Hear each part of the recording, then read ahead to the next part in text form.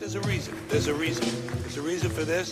There's a reason education sucks, and it's the same reason that it will never, ever, ever be fixed. It's never going to get any better. Don't look for it. Be happy with what you got. Because the owners of this country don't want that. I'm talking about the real owners now. The real owners, the big wealthy business interests that control things and make all the important decisions. Forget the politicians. The politicians are put there to give you the idea that you have freedom of choice. You don't. You have no choice. You have owners. They own you. They own everything. They own all the important land. They own and control the corporations. They've long since bought and paid for the Senate, the Congress, the state houses, the city halls. They got the judges in their back pockets. And they own all the big media companies, so they control just about all of the news and information you get to hear. They got you by the balls. They spend billions of dollars every year lobbying to get what they want. Well, we know what they want. They want more for themselves and less for everybody else. But I'll tell you what they don't want. They don't want a population of citizens capable of critical thinking. They don't want well-informed, well-educated people capable of critical thinking. They're not interested in that. That doesn't help them. That's against their interest. That's right. They don't want people who are smart enough to sit around the kitchen table to figure out how badly they're getting fucked by a system that threw them overboard 30 fucking years ago. They don't want that. You know what they want? They want obedient workers. Obedient workers.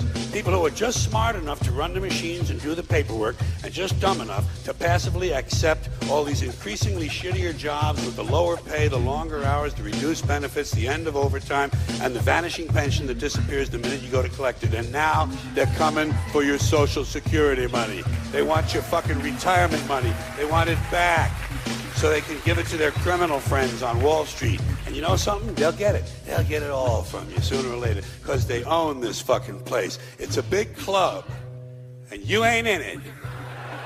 You and I are not in the big club. By the way, it's the same big club they used to beat you over the head with all day long when they tell you what to believe. All day long, beating you over the head in their media, telling you what to believe, what to think, and what to buy. The table is tilted, folks. The game is rigged. And nobody seems to notice. Nobody seems to care.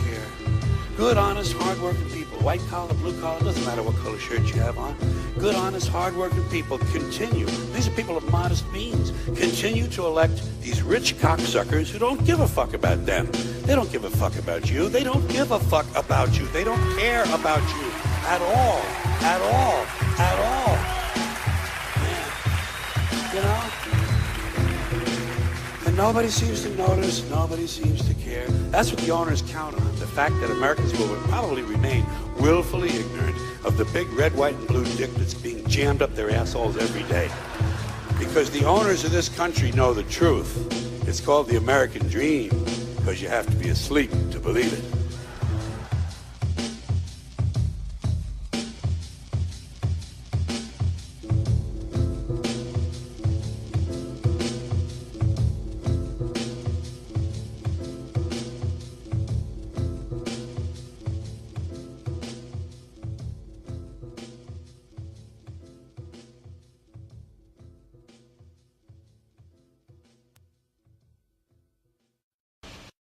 There's a chart I saw recently that I can't get out of my head. A Harvard business professor and economist asked more than 5,000 Americans how they thought wealth was distributed in the United States. This is what they said they thought it was. Dividing the country into 5 rough groups of the top, bottom, and middle 20% groups, they asked people how they thought the wealth in this country was divided. Then he asked them what they thought was the ideal distribution, and 92%, that's at least 9 out of 10 of them, said it should be more like this. In other words, more equitable than they think it is. Now that fact is telling, admittedly, the notion that most Americans know that the system is already skewed unfairly. But what's most interesting to me is the reality compared to our perception. The ideal is as far removed from our perception of reality as the actual distribution is from what we think exists in this country. So ignore the ideal for a moment. Here's what we think it is again. And here is the actual distribution. Shockingly skewed. Not only do the bottom 20% and the next 20%, the bottom 40% of Americans barely have any of the wealth. I mean, it's hard to even see them on the chart. But the top 1% has more of the country's wealth than 9 out of 10 Americans believe the entire top 20% should have. Mind-blowing. But let's look at it another way, because I find this chart kind of difficult to wrap my head around. Instead, let's reduce the 311 million Americans to just a representative 100 people. Make it simple. Here they are: teachers, coaches, firefighters, construction workers, engineers, doctors, lawyers, some investment bankers, a CEO, maybe a celebrity or two. Now let's line them up according to their wealth. Poorest people on the left, wealthiest on the right, just a steady row of folks based on their net worth. We'll color code them like we did before based on which 20% quintile they fall into. Now let's reduce the total wealth of the United States, which was roughly $54 trillion in 2009, to this symbolic pile of cash. And let's distribute it among our 100 Americans. Well, here's socialism, all the wealth of the country distributed equally. We all know that won't work. We need to encourage people to work and work hard to achieve that good old American dream and keep our country moving forward. So, here's that ideal we asked everyone about. Something like this curve. This isn't too bad. We've got some incentive, as the wealthiest folks are now about 10 to 20 times better off than the poorest Americans. But hey, even the poor folks aren't actually poor, since the poverty line has stayed almost entirely off the chart. We have a super healthy middle class with a smooth transition into wealth. And yes, Republicans and Democrats alike chose this curve. 9 out of 10 people, 92%, said this was a nice, ideal distribution of America's wealth. But let's move on. This is what people think America's wealth distribution actually looks like.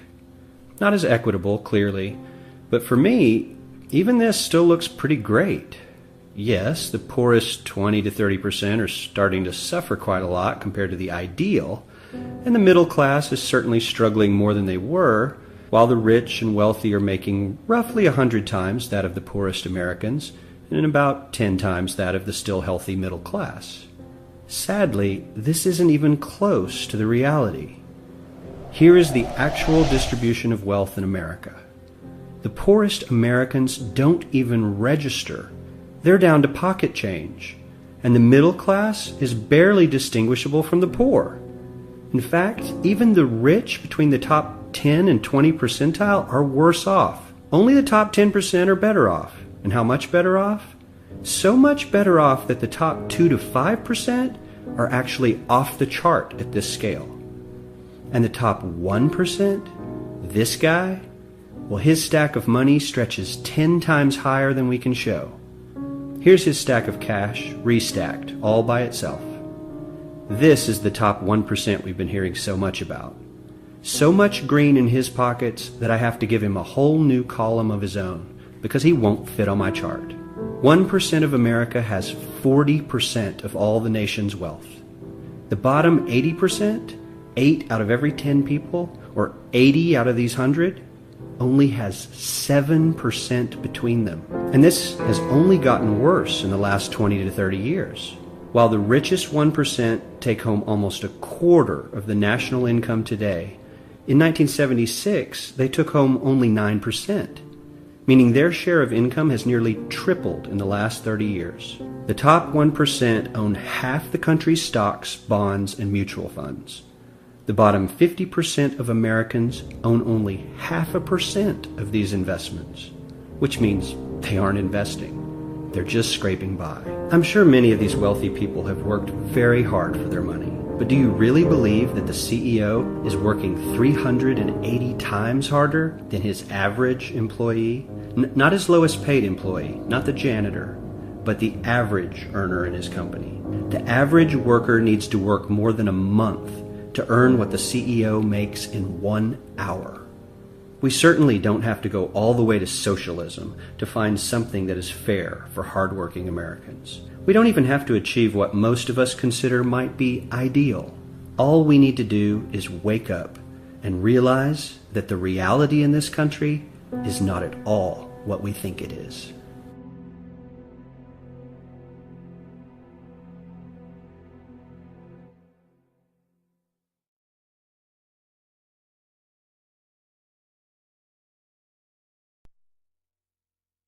Every human on this planet is enslaved, whether they know it or not. This is not the crude and primitive slavery of ancient times. It does not rely on whips and shackles to keep the oppressed in their place. These tools have been rendered obsolete by much more sophisticated methods. That most of the enslaved are unaware of their condition and would in fact argue fiercely that they are free is a testament to the effectiveness of these invisible chains. You've heard the expression, money makes the world go round. There's truth in that. Money is the prime motive for human labor in modern civilization. If you want food, shelter, and clothing, you must have money. And unless you're part of that tiny minority that has more money than they could ever spend in their lifetime, then you must work, beg, or steal for that money. That's why you get up in the morning and go to work, even if you hate your job. And that's why the specter of unemployment is more terrifying for most people than the prospect of spending 50 years of their life performing menial tasks within the confines of a fluorescent-lit cubicle. Of course, in Western countries, some are fortunate enough to have pulled away from the brink and do not live in fear that their basic needs will be met, at least for now. And yet they keep spinning the hamster wheel. Why is that? Could it be because money and the bling that it buys have become symbols of status and prestige? Money offers an illusory form of social validation, but even those who are not caught up in distinguishing themselves by how much they accumulate still must acknowledge the social stigma that comes with poverty. The combination of these primal motivators, the need for food, shelter, clothing, and social validation, is a very powerful force. It's enough to drive humans to engage in all forms of activity, even to the point of harming themselves or others in the process. The accumulation of money is therefore an accumulation of social and psychological power, and those who control the creation of money control this power at its source. So who controls the creation of money? Well, in the case of the US dollar, it's not the government. This shouldn't be an earth-shattering revelation. The fact that the Federal Reserve is a private institution owned by a cartel of the world's most powerful banks is quickly becoming common knowledge. Even the mainstream media doesn't deny it at this point. However, the full extent of what this means is only clear when you understand how the banking system really works. And unfortunately, this isn't something we're taught in school. Once you have it explained to you in simple terms, you'll understand why. Every dollar in circulation is loaned into existence by a bank. The process begins with the Federal Reserve when they loan out money to the US government and to other entities. You've probably heard this talked about before, especially in regards to the interest rate on those loans, which the Federal Reserve raises and lowers depending on economic conditions. But what's never talked about in the mainstream is the fact that the Fed isn't actually loaning out money that they have. They are merely typing those dollars into existence on a computer. You may be inclined to believe that this money is based on some physical backing like gold, but you would be mistaken. The Federal Reserve hasn't owned any gold since the 1930s. The Federal Reserve does not own any gold at all. We have not owned gold since 1934. So we have not engaged in any gold swaps. When the Federal Reserve loans money to the US government gives the Federal Reserve government bonds in exchange. These bonds are simply written promises to pay back the money that was loaned to them with interest through taxation. So to be clear here, the government is taking out a loan from a bank that is creating that money out of thin air, and they're expecting you, the taxpayer, to cover that loan. The absurdity of this arrangement is even more obvious when you realize that up until 1913, the US government created its own money and had no need for a bank to play the part of a middleman. That new money loaned out by the Federal Reserve enters circulation through the banks, accumulates in the banks, and in the end the banks end up holding all the cards. Not necessarily for the reasons you may imagine.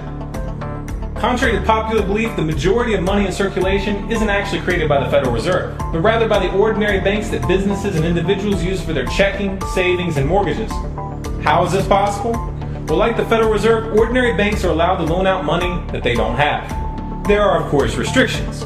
Banks are only allowed to loan out 10 times the amount of money that they actually have. So if Wells Fargo has $1,000, they can loan you $10,000, and they expect you to pay back that $10,000 plus interest. This is called fractional reserve banking. 75% of all money in circulation is created in this manner. Now, as bad as this may seem, this is really only the tip of the iceberg. Most banks structure payment plans so that for many years, you're paying almost nothing but interest, and only start paying down the principal gradually.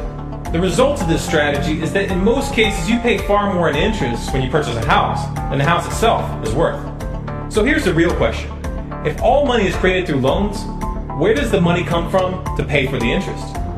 Let's say we reset the system to zero, loan $1,000 into existence, and charge 7% interest. We now have a total of $1,000 in the system, but we owe $1,000 plus interest. And that's more. The interest ensures that there's always more debt than money in circulation, because the money to pay the interest doesn't exist. Never has, never will. This would be obvious if there was only one loan being issued to one person in this manner, but when performed on a global scale, the reality is hidden and is transformed into a game of musical chairs where the person ending up without a seat faces bankruptcy and financial ruin. Because every dollar in existence is tied to a debt, this creates an unseen force that draws those dollars back to the banks, kind of like gravity attracts a physical object to Earth.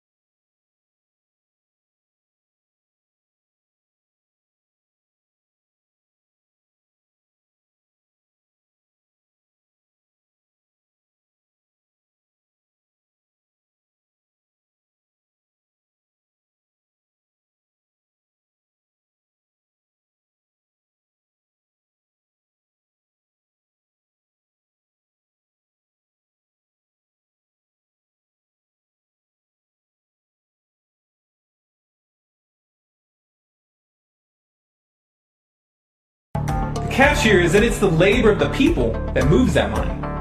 Every hour that you work to pay back a loan or to keep the government from throwing you in jail over income taxes is an hour worked for the banks. The total receipts from personal income taxes just barely covers the interest on the national debt. And even the principal for that debt all ends up back in the hands of the banks. And remember, that bank created that money out of nothing. Once you understand that the money that banks loan out isn't actually an asset, but is in fact a piece of legal fiction, it should be clear that you're working for these banks for free. This is a cleverly disguised form of slavery. If you manage to pay your monthly payments, then you are a successful slave, and you are allowed to keep the material comforts that come with that status. But if for some reason you fail to make those monthly payments, then the bank or the IRS comes to take your house, your car, and anything else you have of value. And if somehow, even with this enormous financial advantage, the banks still get themselves into trouble, you, the taxpayer, will be forced to bail them out. No matter what, the banks win. To say the game is rigged is an understatement. You might be inclined to think that if you live outside the United States and you don't use dollars, then this situation has no bearing on your life. But you would be wrong. The dollar is both the world reserve currency and the only currency in which oil is sold on global markets. This is often referred to as the petrodollar status. This means that wherever you live, whether your country is an oil exporter or an oil importer, you are affected. If your country is an oil importer, then you are affected by the fact that in order to keep your country running, you have to acquire dollars.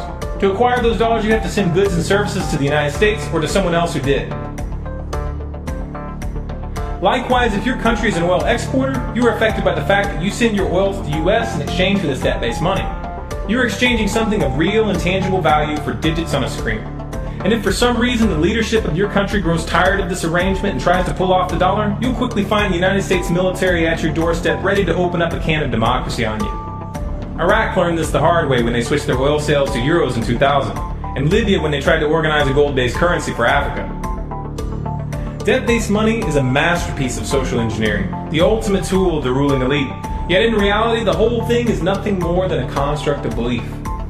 Our chains are the chains of the mind, and the path to freedom must also begin in the mind. If we want a better future for our children and grandchildren, then we must work right now to reach a critical mass of awakening.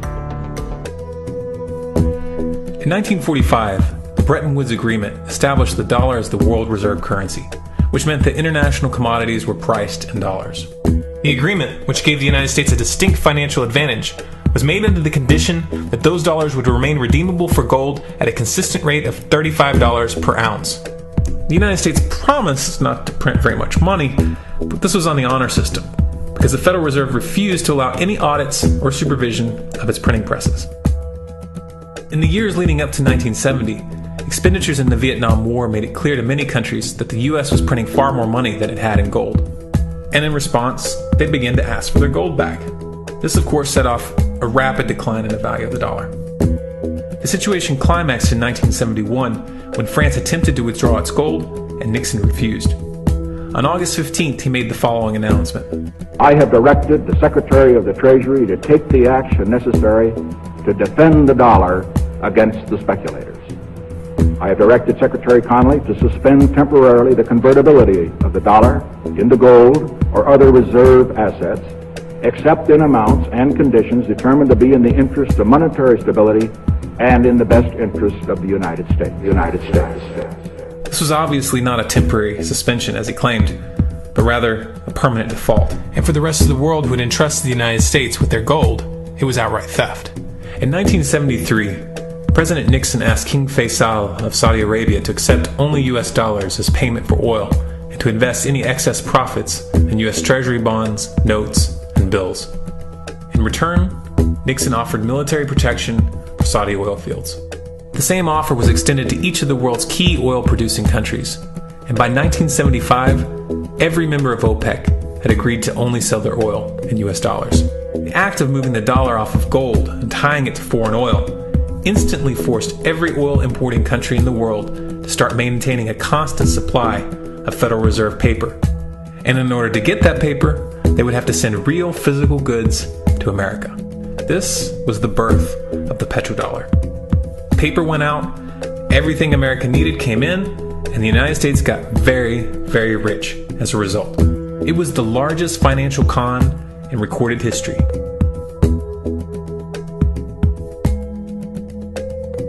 The arms race of the Cold War was a game of poker. Military expenditures were the chips, and the US had an endless supply of chips. With the petrodollar under its belt, it was able to raise the stakes higher and higher, outspending every other country on the planet, until eventually US military expenditures surpassed that of all other nations in the world combined. The Soviet Union never had a chance. The collapse of the communist bloc in 1991 removed the last counterbalance to American military might. The United States was now an undisputed superpower with no rival. Many hoped that this would mark the beginning of a new era of peace and stability. Unfortunately, there were those in high places who had other ideas. Within that same year, the US invaded Iraq in the First Gulf War. And after crushing the Iraqi military and destroying their infrastructure, including water purification plants and hospitals, crippling sanctions were imposed which prevented that infrastructure from being rebuilt. These sanctions, which were initiated by Bush Sr. and sustained throughout the entire Clinton administration, lasted for over a decade and were estimated to have killed over 500,000 children. The Clinton administration was fully aware of these figures. We have heard that 500,000 children have died. I mean, that's more children than died in Hiroshima. And you know, is the price worth it? I think this is a very hard choice, but we think the price is worth it. Miss Albright, what exactly was it that was worth killing 500,000 kids for? In November of 2000, Iraq began selling its oil exclusively in euros. This was a direct attack on the dollar and on US financial dominance, and it wasn't going to be tolerated.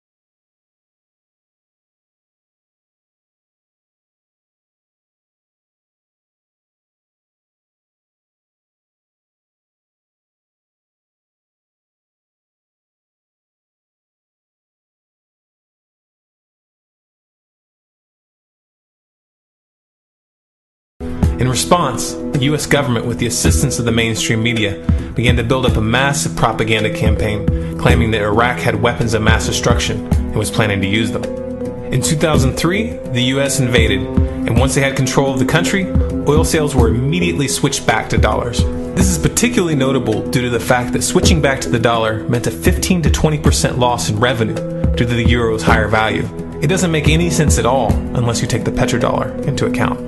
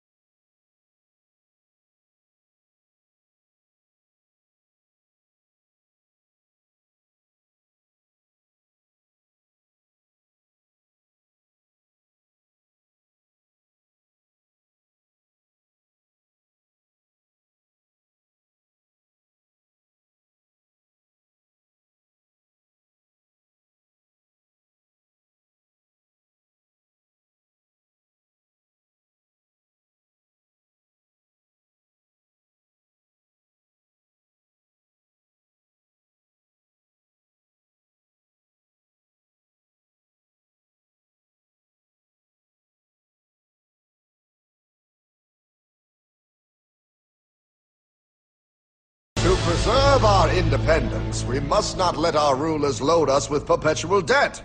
We must make our choice between economy and liberty or profusion and servitude. I place economy among the first and most important of republican virtues, and public debt is the greatest of the dangers to be feared. It is incumbent on every generation to pay its own debts as it goes. If the American people ever allow private banks to control the issue of their money, first by inflation and then by deflation, the banks and corporations that will grow up around them will deprive the people of their property until their children will wake up homeless on the very continent their fathers conquered. For we are opposed around the world by a monolithic and ruthless conspiracy that relies primarily on covert means for expanding its sphere of influence.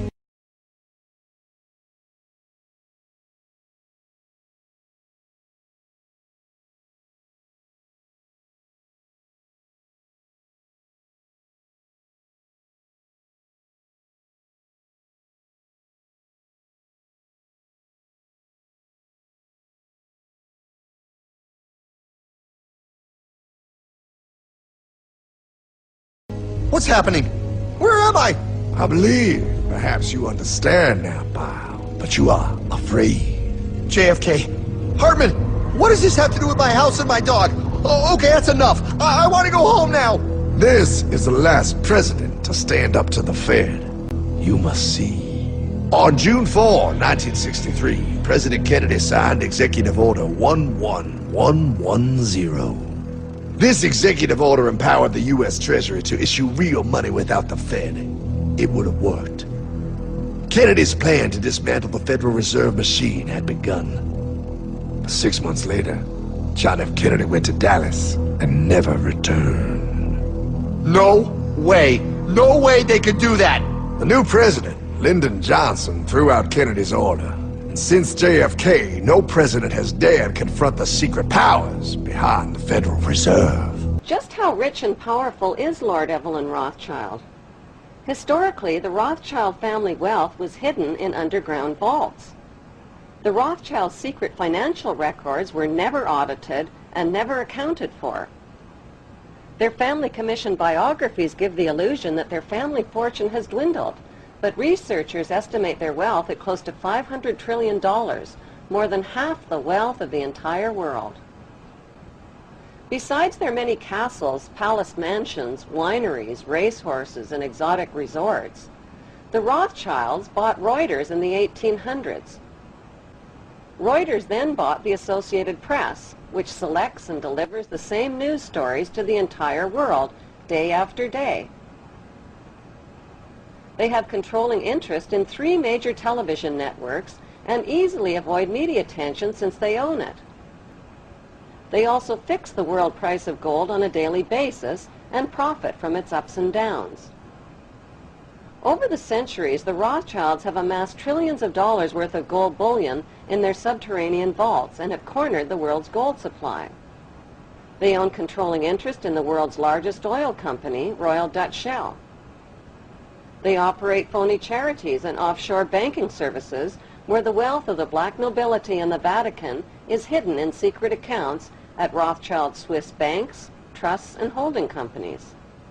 Although Evelyn Rothschild looks like a harmless gray-haired old man, make no mistake about it, Rothschild and his ancestors have handpicked presidents, crashed stock markets, bankrupted nations, orchestrated wars, and sponsored the mass murder and impoverishment of millions.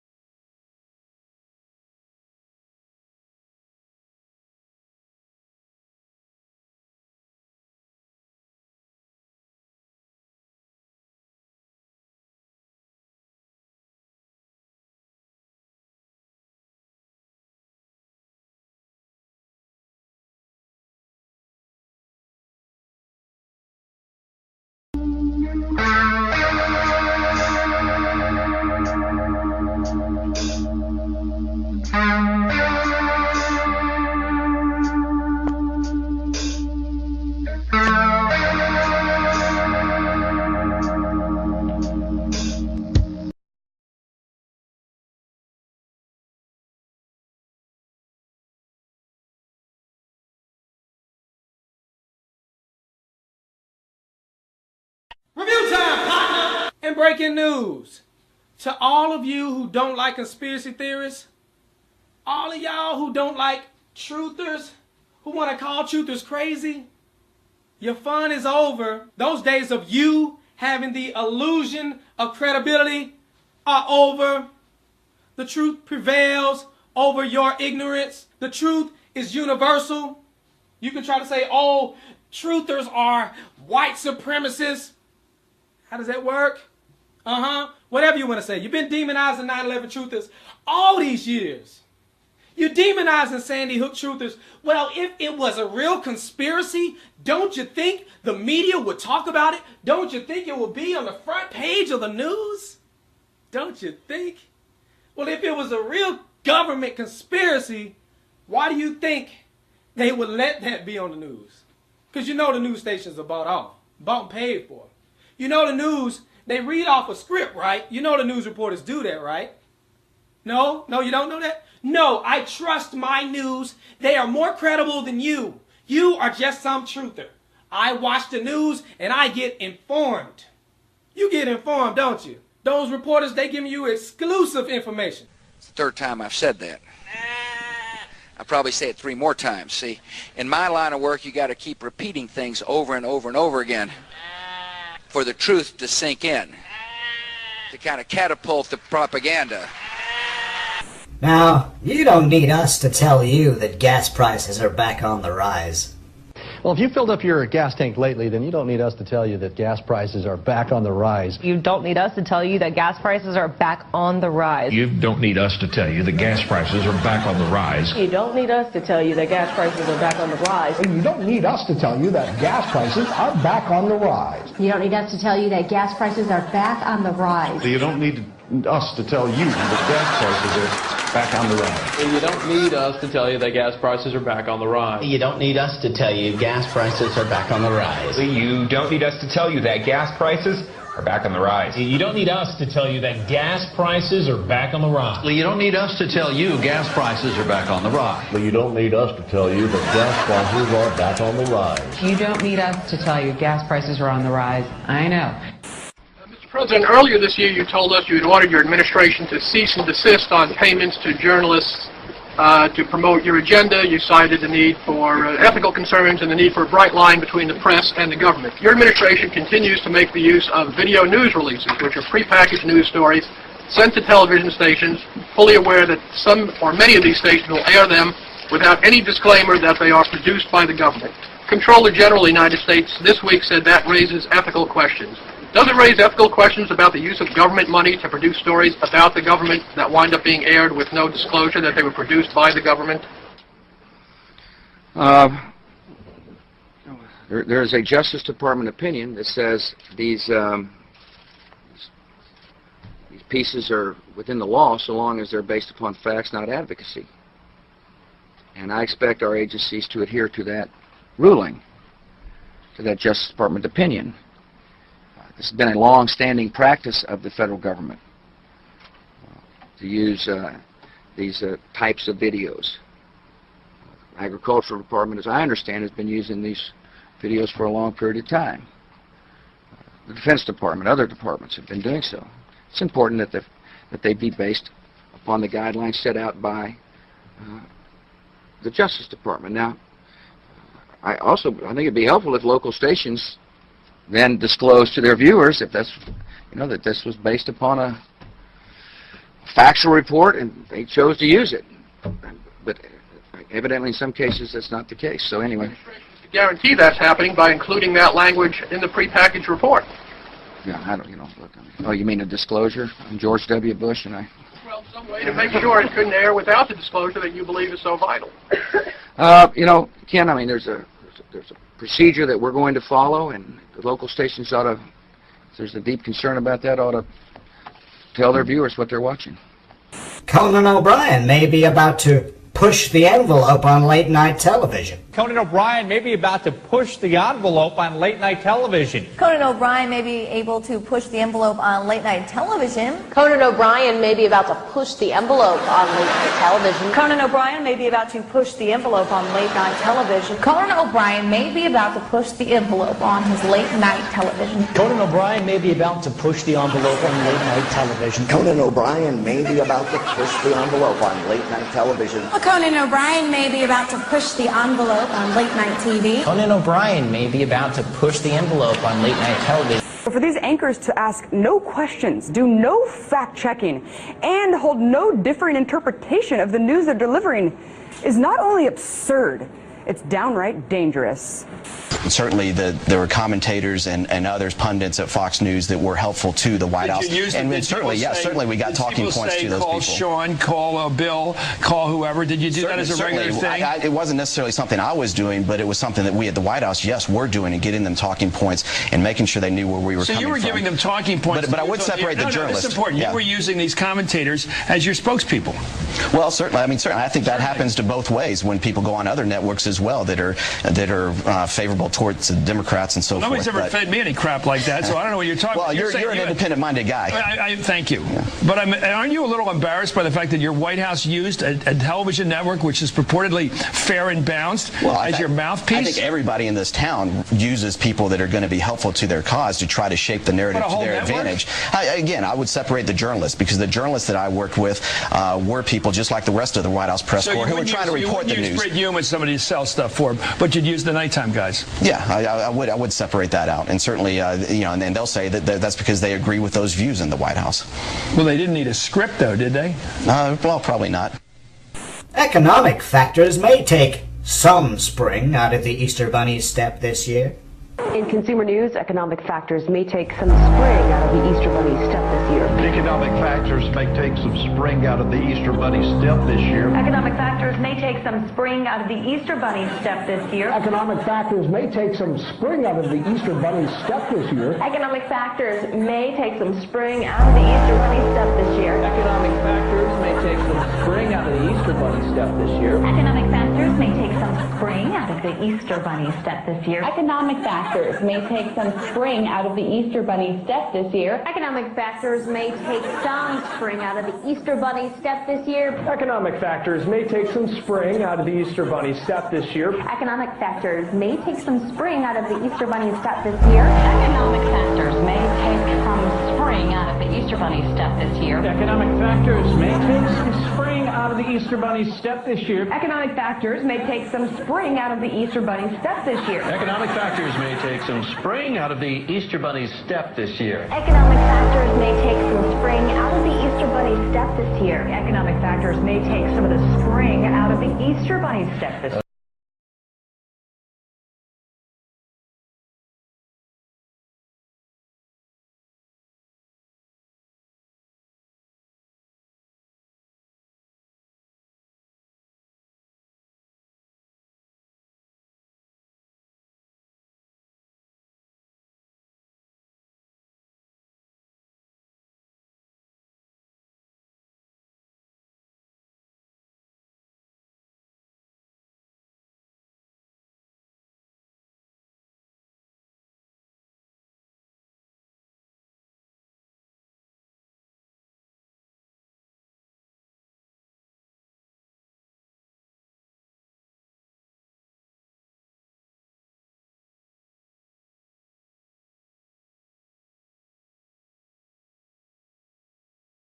Review time, partner. And I am so tired of this deception right here. This is what got you in a chokehold.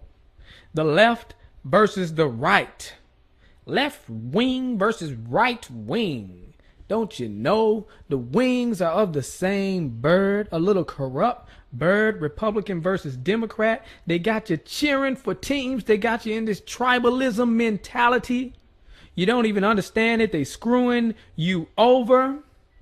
I'm going to show you how it works in this video.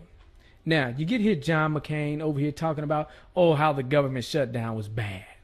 Then you get people to agree with him and say, oh, John McCain is actually speaking some sense. He's right. It's the Republicans' fault. The Democrats love this little interview because, you know, it makes the Republicans look bad and gives them a reason to cheer for the blue team. Yeah, you're cheering for the blue team, but you're getting screwed over with this Obamacare. You're going to get McCain saying it was a bad idea to shut down the government because they wanted to repeal Obamacare. And what you going to do? Replace it with Romney Care, the same thing? That's where Obamacare came from, Romney Care. You see what I'm saying? Either way it go, we would have had this same type of health plan. Guess who else had the health plan? Hillary Clinton. You see, these New World Order compliant candidates, they are backed by Wall Street. You don't have a real choice unless you go outside the Republicans and Democrats. This is how they keep screwing you over. Let's get into the video. Thank you, Martha. You know, I've heard a lot of veterans so emotional to the point of tears over this issue. Talk to me about how you think this has been handled by the White House. Oh, I think it's been terribly handled by the White House, but let's have a little straight talk, Martha. Straight talk. They wouldn't have had the opportunity to handle it that way if we had not shut down the government on a fool's errand. That's when the Democrats start cheering. Go ahead, get your cheer on. That we were not going to accomplish. The whole premise of shutting down the government was the repeal of Obamacare. Oh. I fought against Obamacare harder than any of the people who wanted to shut down the government. I bet you did. I campaigned all over this country in 2012 saying elect Mitt Romney and we'll repeal and replace Obamacare. But see, that's so dumb. Obamacare is the same thing as Romney Care. See, it's all about getting you to cheer for the team. Check this out right here. Convinced that Republicans will win in November, and we will regain our majorities in both the Senate and the House. Go ahead, Republicans, start cheering. Why are you blinking like that? Well, stop blinking like that. What's your problem? And we will win House seats right here in Arizona. We will lead in Arizona. Can you get to the point? Jeez, this uneventful speech. And when we do, we will stop the out-of-control spending and tax increases and repeal and replace Obamacare. And they cheering. But repeal and replace Obamacare means they're going to put in Romney Care, which is the same doggone thing. Think I'm lying. Think I'm lying. We're going to look at this later. But let me see. Here we go. Governor Romney said this has to be done on a bipartisan basis. This was a bipartisan idea. In fact, it was a Republican idea. Oh. And Governor Romney, at the beginning of this debate, wrote and said, what we did in Massachusetts could be a model for the nation. And I agree that the Democratic legislators in Massachusetts might have given some advice to Republicans in Congress about how to cooperate. Listen to them now. But the fact of the matter is, we use the same advisors, and they say it's the same plan. Wow. The same doggone plan. Let's look at this. There are some terrific Republican ideas. Mitt Romney in Massachusetts has initiated mandatory insurance so that everybody has to buy in, but then the government helps out those who can't afford it. Those kinds of bold initiatives, I think the Democrats have to put forward bold as heck. If, in fact, we can credibly claim that we can run the country and not simply criticize on the sidelines. Now, this is key. This is in 2006. You see, he's praising this individual mandate, too. It's funny he's doing that. So either way it go, we would have had this Obamacare, Romney Care plan. But remember, I said Hillary ran on that plan as well. Obama didn't seem to like the individual mandate That's how he got elected. Well, one of the reasons that made him look good, because he said he wasn't for individual mandate. Let's check it out right here. Didn't represent her properly. They misrepresent her. Did they, and what do you say about that? Well, obviously, I think that they represented her position properly, which is that she supported in the past NAFTA, which has been pretty hard on Ohio. And we've had an ongoing discussion about health care. Both of us want to provide health care to all Americans. There's a slight difference, and her plan is a good one, but... Slight difference. This is the slight difference he's talking about. Check this out. She mandates that everybody buy health care. She'd have the government force every individual to buy insurance. Which is what Obamacare is. And I don't have such a mandate because I don't think the problem is that people don't want health insurance. It's that they can't. No, I don't want it. I don't want health insurance. Afford it. So I focus more on lowering costs. And this is a modest difference, but it's one that she's tried to elevate, arguing that because I don't force people to buy health care that I'm not insuring everybody. Well, if things were that easy, I could mandate everybody buy a house, and and that would solve the problem of homelessness. It doesn't. Uh-oh, watch out, y'all. He might do that next. So there you go. Obama with his lying self. Y'all need to stop with this. You're over here arguing, acting like you're against Obamacare, you Republicans.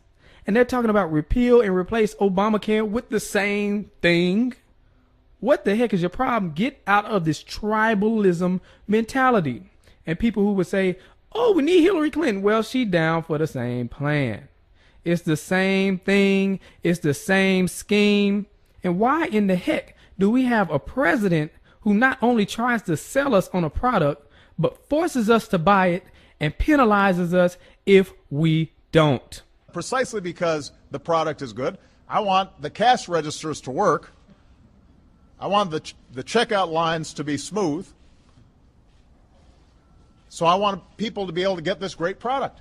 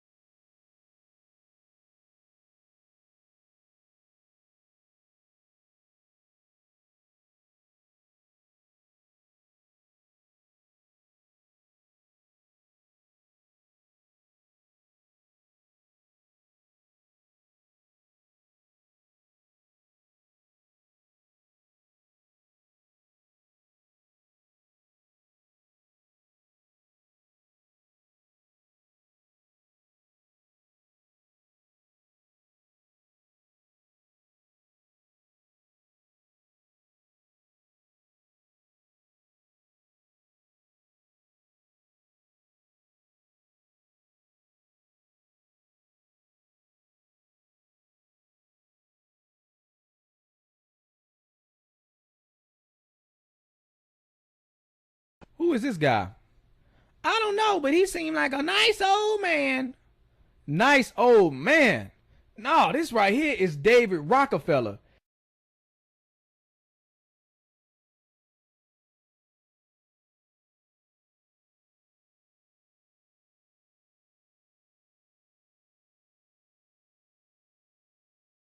This guy right here, you need to do some research on David Rockefeller. Feel free to do that whenever you get a chance. But people who know about this man right here, they know he is nothing but trouble. Rockefellers, come back. We don't want your New World Order, you know?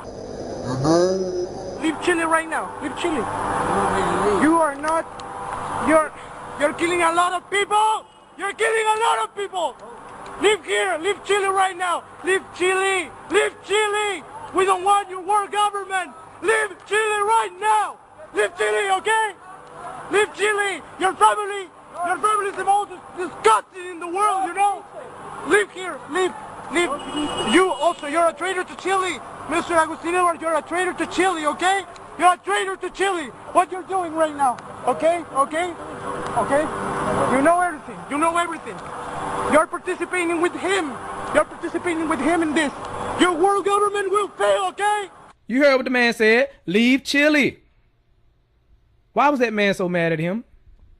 You want to know why? Because he knows the Rockefeller family is for the New World Order agenda. What is the New World Order agenda? Well, That is the plan of this secretive elite, this cabal, to bring about a one world government. And not only a one world government, but a one world currency. And not only a one world currency, but a one world religion to glue it all together, which would mean they would have total control. These small amount of people controlling the whole world has never happened before. What else is going on? Well, depopulation. These guys push for depopulation in third world countries. You can see here Henry Kissinger. Depopulation should be the highest priority of U.S. foreign policy towards the third world. So what they're doing is systematically killing off large populations of third world countries, and they're working to bring America to third world country status. They control the banks. They control the money. They will do it. That is their plan. And eventually they want to have the population down to an amount where they can control all the people. But you know what? You don't even have to take my word for it. I had a friend, Nick Rockefeller, okay, who was one of the Rockefeller family. And he, when I was running for governor in Nevada, he came to me, introduced himself to me through an attorney. And we became friends. We started talking about things. And I learned an awful lot from Mr. Rockefeller. And one of the things that we used to talk about was the ultimate plan of the banking industry, what they wanted to accomplish. And the goals of the banking industry, not just the Federal Reserve System, but the private banks in Germany and England, all over Italy, all over the world, they all work together. They're all central banks, and they're all part of the Communist Manifesto. You know, central banking is one of the major planks of the Communist Manifesto. We talk about America being a capitalistic country, but yet at the same time we have a central bank that plans everything for us, right? And the graduated income tax is another plank of the Communist Manifesto, right? So right there you have two major planks of the Communist Manifesto that have been brought in because of the Federal Reserve System, okay? So the ultimate goal that these people have in mind is the goal to create a one-world government where everybody has an RFID chip implanted in them. All money is to be in those chips, right? There'll be no more cash. And this is given me straight from Rockefeller himself. This is what they want to accomplish. And all money will be in your chips.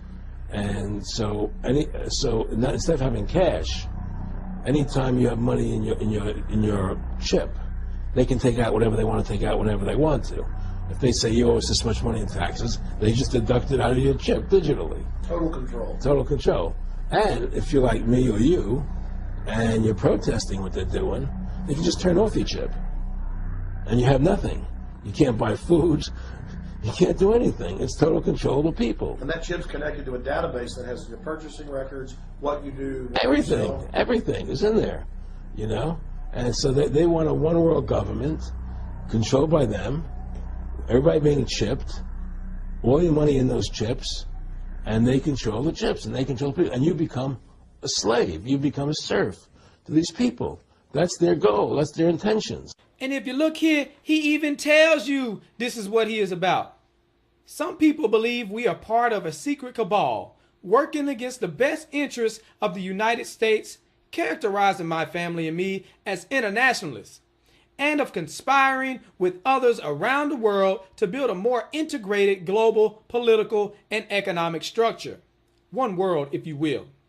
If that's the charge, I stand guilty and I am proud of it. That's David Rockefeller telling you he wants this new world order. Well, he didn't say new world order. Oh, so you need him to say new world order. Okay. All we need is the right major crisis, and the nations will accept the new world order. See that? That's why you got to pay attention. But before we break it down, I want you to see this. You were both in Skull and Bones, the secret society. It's so secret we can't talk about it. What does that mean for America? The conspiracy theorists are going to go wild. I'm sure they are. I don't know. I haven't seen the web. Number 322? First of all, he's not the nominee. And, look, I look forward... Are you prepared to lose? No, I'm not going to lose. You both were members of Skull and Bones, a secret society at Yale. What does that tell us? Not much, because it's a secret. Is there a secret handshake? Is there a secret code? I wish there were something secret I could manifest. 322, a secret number? There are all kinds of secrets. We had a worldview. Republican and Democratic presidents alike, from Harry Truman to George Bush, stood for freedom and stood for certain propositions that would make America strong and healthy and grow the middle class and shrink poverty and stand against communism. And after 1989, President Bush said, and it's a phrase that I often use myself, that we needed a new world order, and instead it looks like we got a lot of disorder. Of its founders. We have before us the opportunity to forge for ourselves and for future generations a new world order, a world where the rule of law, not the law of the jungle, governs the conduct of nations. When we are successful, and we will be, we have a real chance at this new world order, an order in which a credible United Nations can use its peacekeeping role to fulfill the promise and vision of the UN's founders.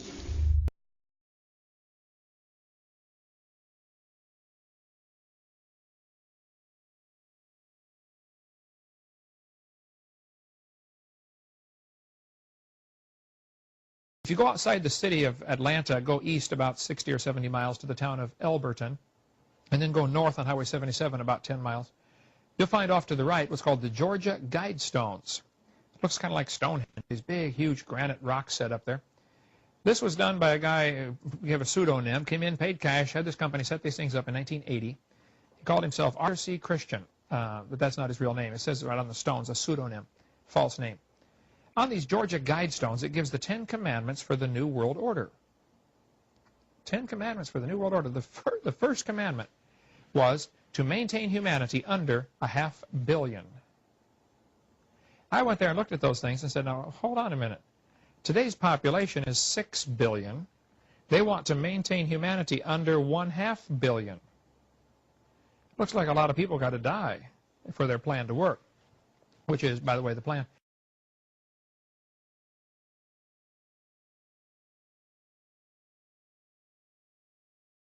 Jacques Cousteau said we'd have to eliminate 350,000 people a day. 1/3 of a million people a day would have to be eliminated to save Mother Earth. Bill Clinton said we need to reduce the population of the Earth to 1 billion. There are a lot of folks who would like to reduce the population of the Earth. The Bible command is quite the opposite.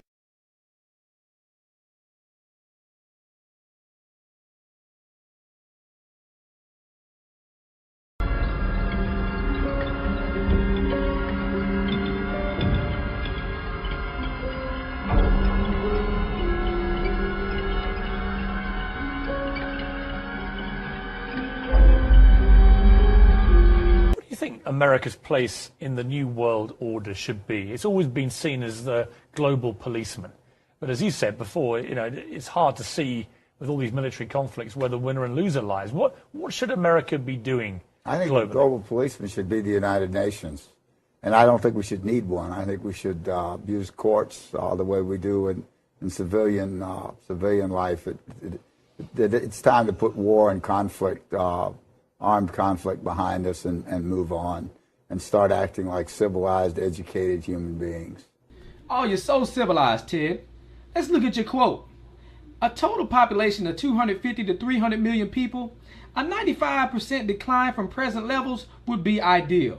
That's Ted Turner, founder of CNN and New World Order supporter. You see, he donated $1 billion to the United Nations. This man is down for the depopulation agenda. He wants a one-child policy for 100 years, yet he got 5 kids. And you got to pay attention, because these jokers will tell you that they selling out. And they do that just so it'll go over your head. So you'll be like, oh, well, they didn't really mean that. They're just being sarcastic. It's not that serious. But then at the same time, people be like, oh, well, I ain't gonna believe that unless they tell me. He telling you right here. We get Shaq admitting to the whole world that he's a Freemason and he is proud of it. What is going on there? That's a ring of my profession. You don't know nothing about that. Okay, can we get a close-up on that area? What? I don't know nothing about What is the profession? Yeah, which profession are you talking about? Woo, that man so happy. Is it a legal profession? Of course it's legal. It's a ring of my profession. I'm trying to read it. Okay. It's too many diamonds. He's like, yep, I'm a Freemason and ain't nothing you can do. Mason, are you a Mason? Of course. And all them jokers around him know what's going on. The secret ceremony. Well, you probably put your pinky out when you drink your drink. Put your pinky out. You know, in the secret ceremonies with the candles and the... Everyone wears... Anyway, the Clippers. The Clippers. But that is impressive, Mr. O'Neal. I don't have a championship. Anyway, so the Clippers. Oh, yeah, I have 4. 2, exactly. Those he doesn't wear. Those he doesn't wear. The Clippers. Yeah. As I was blinded by success. Look at that man right there. That's impressive. I'm blinded by success. See, they know what the deal is when you're a Freemason. You know, they get all these movie roles and all these deals. Matter of fact, Shaq was on Grown Ups 2. It's one of the worst movies I have ever seen. Oh my gosh. Terrible. Anyways, he on there. There go your boy Shaq. Shaq's a Freemason. Bring it right back to David Rockefeller. All we need is the right major crisis and the nations will accept the new world order. So they're going to bring out a problem and then they're going to offer a solution. One of their plans is to devalue the dollar so that it barely has any buying power. So then you go to the store, you can barely buy anything. You see the food on the shelf, but you can't afford it. What happens then? People start going crazy. People start to panic. Then people start robbing each other. People start killing each other. So then we need to bring in the police state. Oh, we're asking the government for help. And surely they are here to bring the order out of chaos. But it's not just any order. It is the new world order. And not only that, but they're going to bring about a one world currency to replace the old currency. And then they're going to bring it into a cashless society where you got to get the chip. All your money being on the chip. And also to glue it all together, the one world religion. Where these sellouts come to play, they are New World Order compliant. They are here to sell you the agenda. They're going to let you know how cool it is to get a microchip in your arm. Some of y'all might think it's cool, but I know a lot of y'all don't like this type of stuff. So I'm just making sure you are aware of their agenda.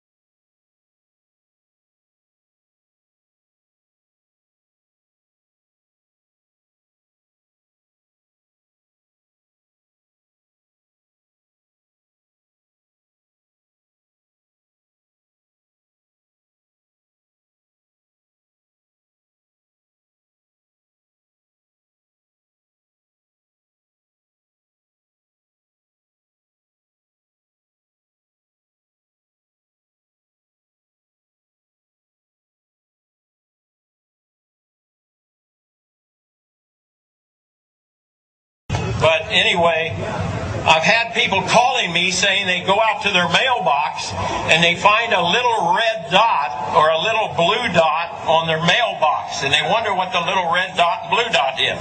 Well, it's marking your mailbox by the government, so when foreign troops come in here on us after martial law, if you have a red dot on your mailbox, they take you out immediately and shoot you right in the head. But if you have a blue dot, they take you to the FEMA camps being built by Halliburton right now to house 50 million Americans. They're building enough concentration camps in America by Halliburton that Cheney's getting rich off of, Vice President Cheney's getting rich off of, to put those with the blue dot on your mailbox in those concentration camps. Now, if you go out and you find a pink dot on your mailbox, that means that they believe you'll be a good slave and you're going to go along with the program and serve our international Antichrist masters. So watch for that dot.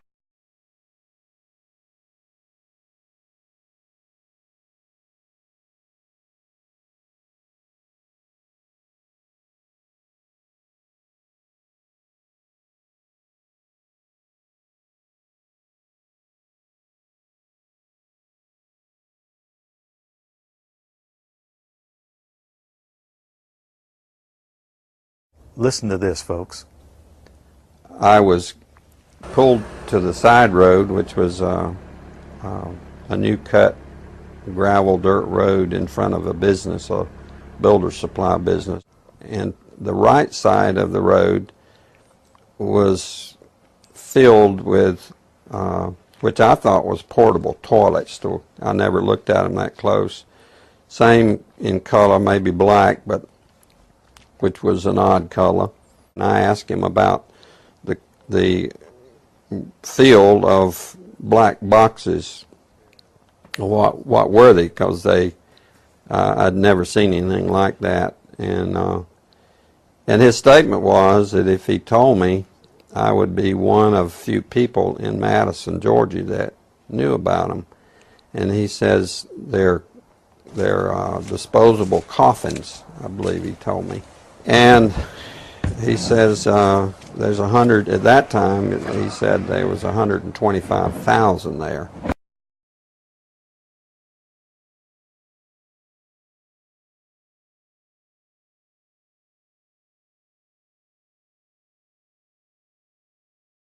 And the brother of the man that owns this field, that the government is leasing this field from to store these disposable coffins, this brother was given 3 years to set up temporary morgues around the country. An ad hoc legal approach for fighting terrorism. President Obama today proposed something new, something called prolonged detention. Doesn't sound that bad, right? Prolonged detention. Did you ever see the movie Minority Report? It was based on a Philip K. Dick short story. Came out in 2002. It starred Tom Cruise, remember? He played a police officer in something called the Department of Pre-Crime. Pre-crime is where people are arrested and incarcerated to prevent crimes that they have not yet committed. Mr. Marks, by mandate of the District of Columbia Pre-Crime Division, I'm placing you under arrest for the future murder of Sarah Marks and Donald Dubinos. Take place today, April 22nd, at 0800 hours, 4 minutes. No, I didn't do anything.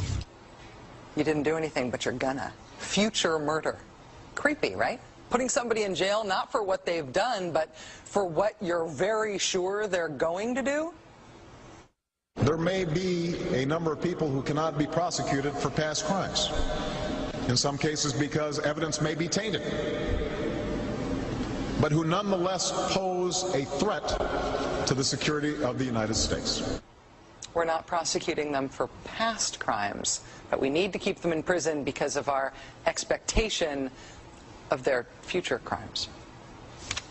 Al-Qaeda terrorists and their affiliates are at war with the United States, and those that we capture, like other prisoners of war, must be prevented from attacking us again. Prevented. We will incarcerate people preventively. Preventive incarceration. Indefinite detention without trial. That's what this is. That's what President Obama proposed today, if you strip away the euphemisms. One civil liberties advocate told the New York Times today, quote, "We've known this was on the horizon for many years, but we were able to hold it off with George Bush. The idea that we might find ourselves fighting with the Obama administration over these powers is really stunning. And it is stunning. Have you heard that the Department of Homeland Security has purchased 1.6 billion rounds of ammunition last year?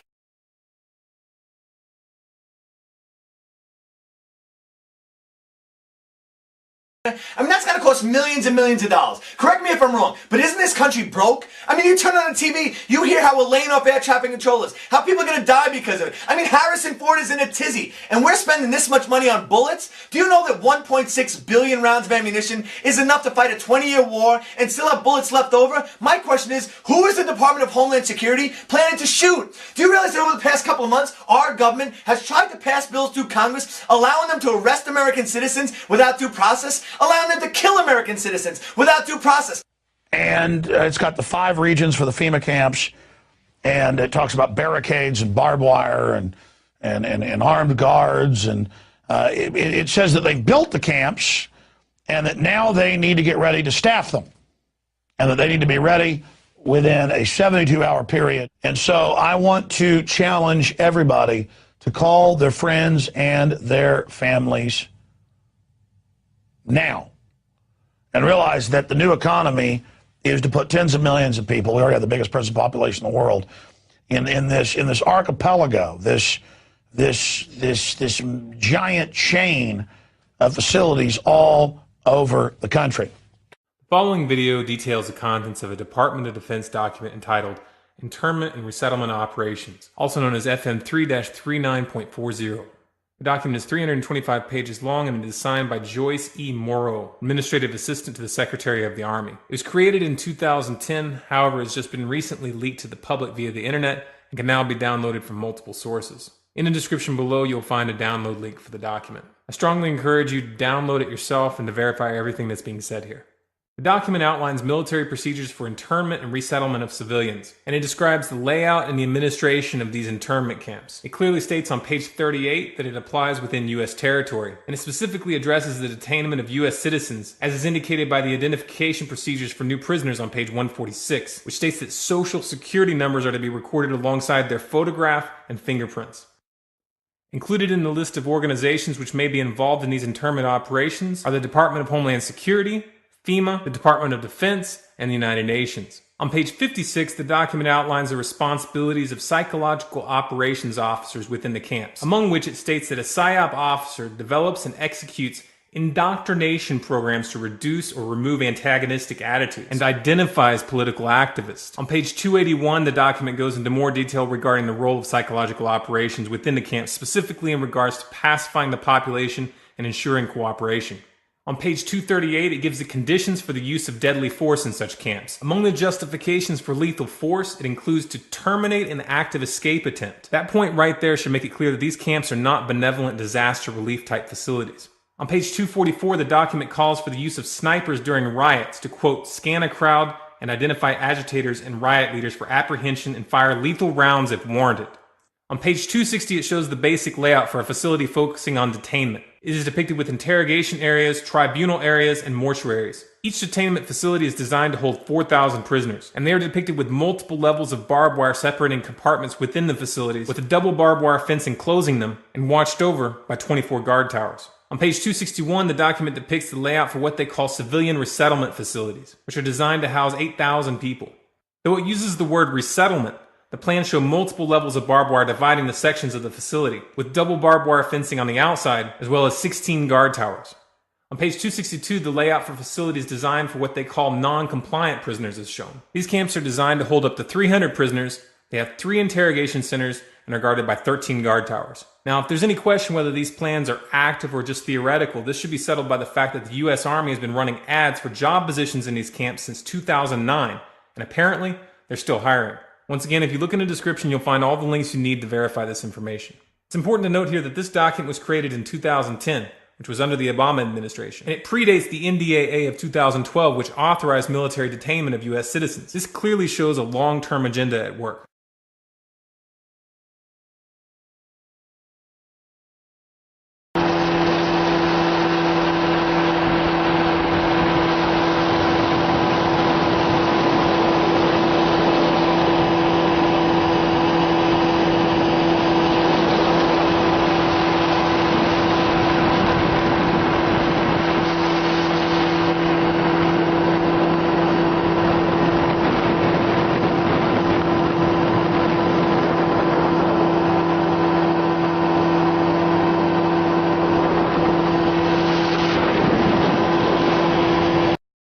he's saying he's a military police, and he says, and we've been sent footage before by military police and others, so I want this footage of them in briefings openly talking about gun confiscations. Now, that's now in the manuals that they're training to quarantine cities and towns and confiscate guns. We've had Navy SEALs on confirming it.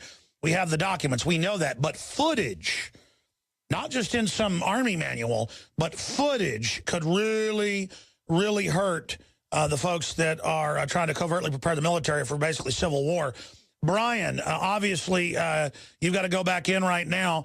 Tell us as much as you can and how we get this footage, but describe it for us. Okay, so I was in a briefing with FEMA. FEMA runs my old unit. I'm actually out now. I got out in September of this year. They were talking about suspension of the Constitution, Second and Fourth Amendment rights being taken away, and I openly asked him, are we going to take guns? He says no, but he says they will. It's clearly on the video. They will, talking about the FEMA guys with us. So that's the gist of the video. You could, I'm filming the floor because it kind of startled me when they said that they're going to suspend the Constitution under martial law, which is pretty scary to me.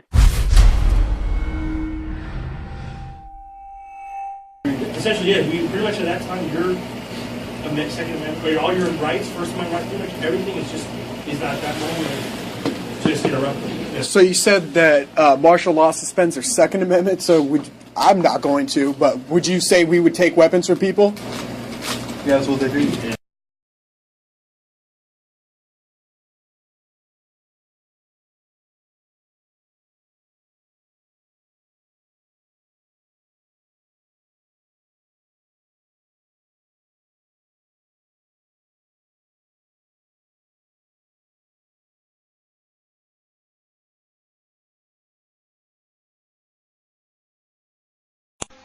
As a psychiatrist, I remember very well the condemnation by the American Psychiatric Association of Soviet psychiatrists and the Soviet Union for their use of psychiatric techniques and psychiatric medications to control political dissidents. Sadly, shockingly, we in the United States have become those same oppressors. We now have a policy as exemplified by the FBI brochure from the Phoenix Office on Counterterrorism, which says people who are defenders of the U.S. Constitution against federal government and the UN, and make numerous references to the U.S. Constitution, should be monitored as potentially murderous and fanatical terrorists. By extension, should be considered mentally unstable. Under the new Freedom Commission, mentally unstable people must be medicated on a compulsory basis with lethal and untested but very profitable psychiatric medications.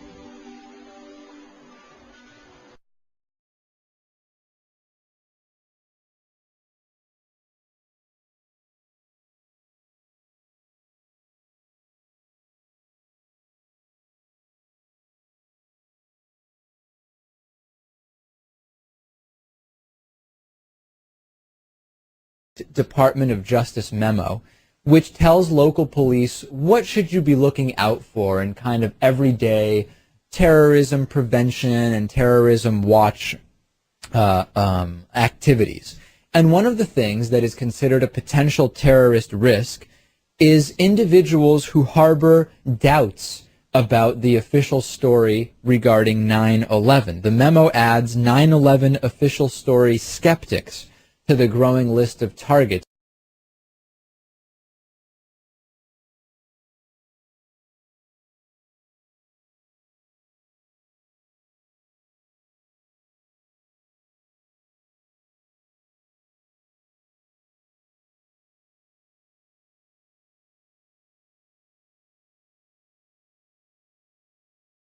Did Hitler get elected on Monday and start throwing people into ovens on Friday? No, it was a gradual process. The first thing that Hitler did was start to write newspaper articles. Everything that was going wrong was the Jews' fault. They're the ones that caused all these problems. Did the Jews write their own newspaper articles and go, I disagree? So then the Jews had to wear the Star of David. so we can tell who you are. Did they say, no, that's a violation of my privacy, I don't have to tell you? No, the Jews decided, well, it's a religious symbol. We love God. We should be proud to wear the Star of David. Eventually, the Germans came in and they broke all of the windows in all of the Jewish businesses in one weekend. The Saturday night was known as Kristallnacht, which is German for Night of Glass. Did the Jews rise up and say, now, damn it, you're violating my property, you shouldn't do that? No. Gosh, we don't want to make the Germans any madder than they already are. Don't piss them off. They've got guns. Eventually, the Germans are loading them up into cattle trailers on the train. Where do you think you're going, on vacation? Where do you think they're going to take you? Well, now you're cold and naked and they're walking you into the ovens where you're going to go to mass execution. Is it time now to raise your hand and say, you know, I tend to disagree with all of this? Bang! You're dead. It's too late to complain. You should have complained at the beginning, when you at least had a chance. How bad do things have to get before you do something? Do they have to take away all your property? Do they have to license every activity that you want to engage in? Do they have to be throwing you on cattle cars before you start to say, now wait a minute, I don't think this is a good idea? How long is it going to be before you finally resist?